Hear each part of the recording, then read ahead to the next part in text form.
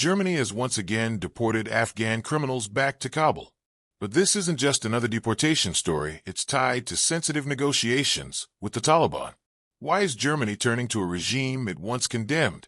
At 8:30 a.m. on July 18, a Qatar Airways charter flight took off from Leipzig Airport, carrying 81 Afghan nationals convicted of serious crimes, like murder and sexual assault. These individuals were sentenced in Germany and had been marked for deportation. But returning them wasn't easy. After the Taliban regained control of Afghanistan in 2021, direct negotiations between Germany and the regime were impossible.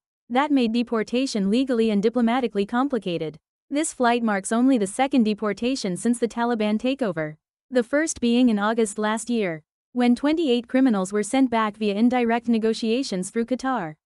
Germany's new federal government, formed in May, has made it clear.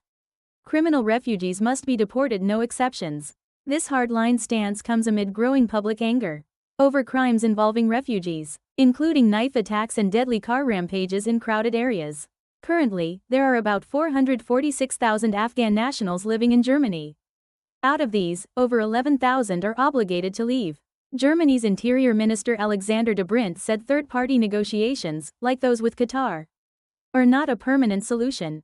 He wants a direct deportation deal with Afghanistan. And the Taliban? They're now using refugee deportation as a bargaining chip.